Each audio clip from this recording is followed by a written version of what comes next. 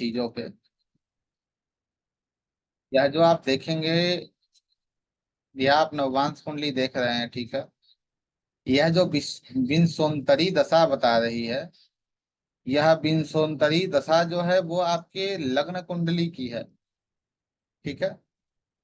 यह किसी भी प्रकार से आपके नववांश कुंडली की दशा नहीं है, ये लग्न कुंडली की दशा है। यदि हम नववांश की दशा बनाते हैं तो जैसे हम लग्न कुंडली की दशा बनाते हैं, वैसे ही हमें नववांश की भी दशा निकालनी हो, ठीक है। कुछ सॉफ्टवेयर में आपको नववांश की दशा मिल जाएगी, कुछ सॉफ्टवेयर में आपको बनाना पड़ेगा। जैसे इसमें हम निकालते हैं नववांश की दशा, ठीक है।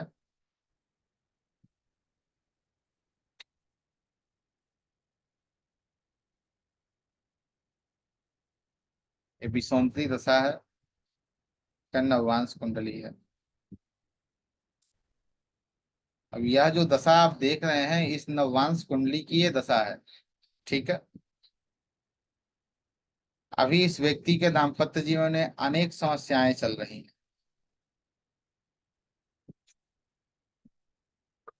इस जातक का जो विवाह हुआ है वो 2019 के दिसंबर नवंबर में हुआ है, ठीक है। तो यहाँ आप देखिए,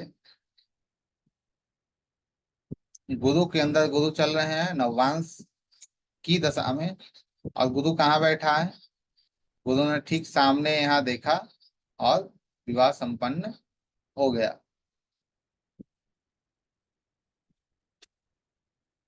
अभी इस जातक के जीवन में अन्य प्रकार से समस्याएं चल रही हैं, अर्थात विवाह में दाम्पत्य जीवन में बहुत समस्याएं देखने को मिल रही हैं। तो उसे जब आप देखने का प्रयास करेंगे, समझेंगे आप, तो गुरु के बाद शनि आ गए।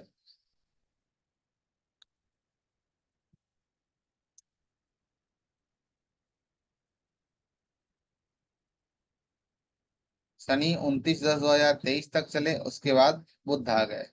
शनि कौन कौन से घर के स्वामी हैं? इसके स्वामी हैं और इसके स्वामी हैं, ठीक है।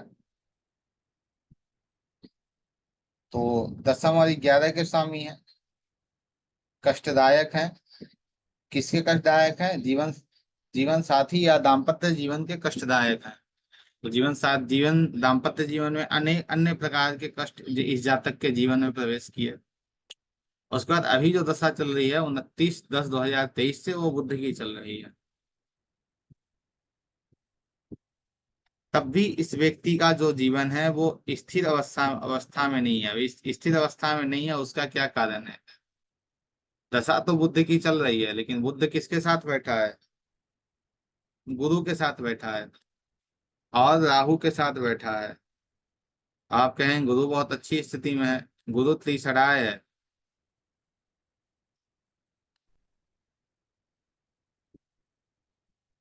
गुरु तीसरा है। और यह इफेक्ट कहाँ तक पहुंचा रहा है? इस व्यक्ति के मन तक भी पहुंचा रहा है, ठीक है। क्योंकि यहाँ चंद्रमा बैठा है जो राहु का डिस्पोजिटर है।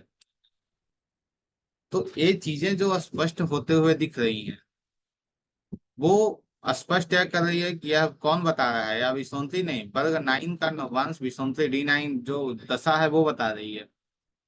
तो किसी भी चार्ट का यदि आप दशा निकाल लेते हैं तो उससे और एक्यूरेट प्रेडिक्शन आप निकाल सकते हैं। विशेषकर नवांश की यदि दशा आप निकाल लेते हैं तो उससे और एक्यूरेट प्रेडिक्शन आप निकाल सकते हैं, ठीक है। दूसरा,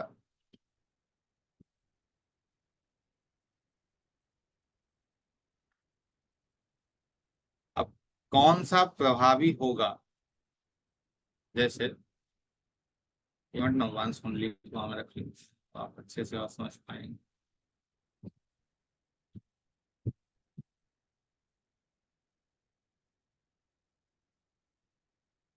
ये नवांश कुंडली है, ठीक है। देख रहे हैं अभी दशा किसकी चल रही है? अभी दशा चल रही है बुद्ध की, अंतर्दशा। तो बुद्ध के साथ बैठे हैं कौन कौन? गुरु बैठे हैं, राहु बैठे हैं। सबसे नजदीक बुद्ध के कौन है? और एक मिनट, सामने केतु बैठे हैं, लेकिन केतु की दृष्टि होती नहीं, शनि की दृष्टियां हैं। ठीक है, तो शनि तो आगे निकल गए, 22 डिग्री के बुध हैं और शनि 25 डिग्री के हैं। शनि आगे निकल गए हैं, लेकिन शनि भी 3 डिग्री के आसपास चल रहे हैं। और गुरु जो हैं वो कितने डिग्री के पीछे चल रहे हैं? 6 डिग्री के पीछे चल रहे हैं। तो सबसे ज्यादा क्लोज इससे कौन है? शनि है। शनि है और बुध है। इस कारण ही इस जातिका के जीवन में विशेष कर बुद्ध से संबंध में गुरु हैं, तो गुरु तीसराए होकर कोर्ट ए वो इन सब चीजों को दे रहे हैं।